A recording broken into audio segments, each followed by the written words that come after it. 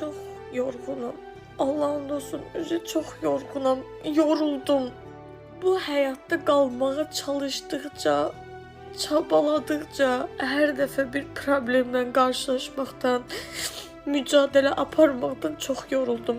Əvvəl həyatda heç nəyi ciddiyə almırdım da, yəni bugünümü sabahıma, sabahımı o biri günümə yola verən insan idim. Amma insan öhdəlik götürdüyü zaman, valideyn olduğu zaman, 3 dənə körpənin məsuliyyətini daşıdığı zaman həqiqətən artıq bəzi şeylər çox ağır gəlməyə başlayır. 3-4 gün idi ki, canlı yayım yarışlarına girirdim. Mənim öz işim var. Birinci bunu deyim. Mən çalışıram və mən öz maaşımla özümü dolandıra biləcək potensialda bir insanam. Amma bilənlər bilir, bilməyənlər üçün deyim ki, mən 3 dənə anasız uşağa baxıram. Atalar çalışacaq vəziyyətdə deyil. Qarnında qəzadan sonra yırtıq var.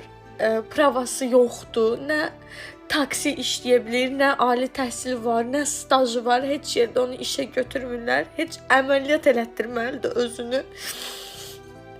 Ona belə gücü çatmır. Uzun sözün qısası, mən 3 dənə uşağa baxıram və mən neçə gündür ki, PK-lara girirdim. Məni tanıyan izləyicilərim çox gözəl bilər ki, mən canlı yayım yarışlarında yatan biri deyiləm.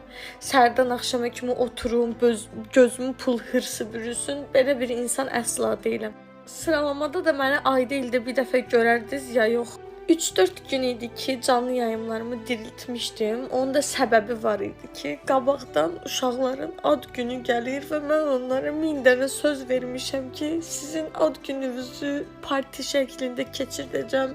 Sizə gözəl ad günü keçirdəcəm. Ürəyiniz nə istəyirsə alacağam. Sizə unudulmaz gün yaşadacağam. Yəni vədlər.